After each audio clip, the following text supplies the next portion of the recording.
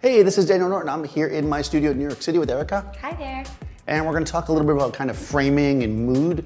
So as you think about your compositions, there's a lot of kind of rules that we use as photographers that sometimes if you break them, you can do it to kind of get great effect. And in this one, we're going to talk a little bit about where the subject looks in your frame. This is something that probably filmmakers do a lot more than photographers, but we're going to talk about kind of putting the person near the edge of the frame and having them look at it. Because generally speaking, if you were to tell somebody, this is how you frame up a shot, you would say, give the person room to breathe, right? There's a kind of like breathing room where they can look. And we're going to play around with doing that and not doing that. And we're going to change the lighting when we do it too to kind of complement that, because everything should work together. When you're using a dramatic composition or whatever, or a pose or whatever, you want your lighting to work with that. So we're going to play around with the light, and we're going to play around with where Erica is in the frame, and we're gonna see what we like. Easy as that, right? So I've got my Nikon here, this is the Z6, and I'm framed up horizontally because I wanna leave nice space. And what we're gonna do is first, let's start with kind of more classic. We're gonna start with her looking, you can stay where you are, but you're gonna look off towards this direction.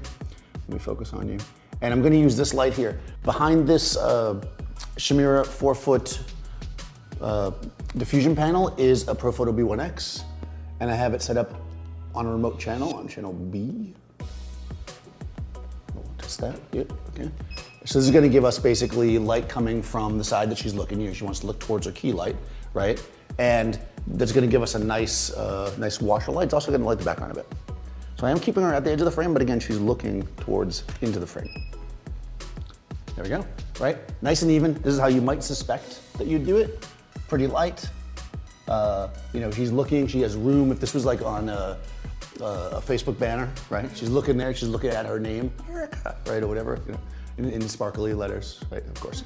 But if we want to add a little bit more tension, a little more drama, we can have her look towards the other side. So she's going to stay where she is in my frame, but I'm going to have her look that way. Now, if I just leave the light the way it is, actually, shift your weight to this foot so you're closer to there. There we go.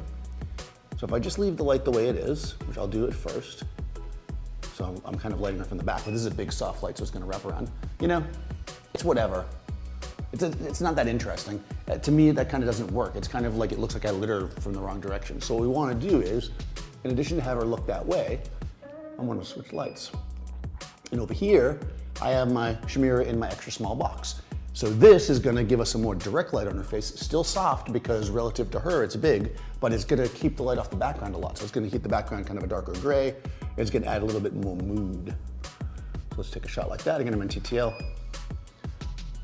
Yeah, there we go. That was pretty good. And we can see the difference here, right? Not only are we creating tension with her position in the frame, we're creating tension with the way we're lighting her, right? They kind of work together. And that's really important. Right? You want things to work together. You could turn both lights on, just to see what happens. Let's look towards this side. And I think we're gonna end up with the same kind of situation, right? She's gonna be a little bit more dramatically lit, but it's still kind of too soft, right? Too flat, still doesn't work. It really is the fact that we've got this kind of, really kind of direct, there we go, yeah, look like you're about to go out and, commit some, you're gonna put cream in your coffee or something, who knows? That's a sin to some people, let me tell you right now. All right, and over here, you're like, no cream in your coffee. All right. We'll do one more that way, just to kind of show, no, one more this way, yep, she's on it. And there you're like happy, you're like, oh, a friend. Good, all right, and there we go. So again, my composition, that's okay.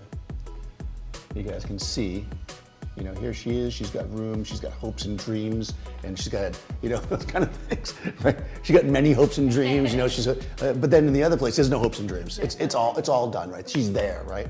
So that's it, right? So think about using kind of unconventional things, but when you do that and you kind of break that rule, make sure that you're consistent with everything you do, with the way that the model is interacting with the camera or whatever's off the frame, and also with the way you light it, so it kind of works together. So I will put Erica's information in the description so you guys can follow her. Make sure you follow me, Daniel Norton Photographer, subscribe to Adorama TV, ring the bell, and I'll see you next time on set.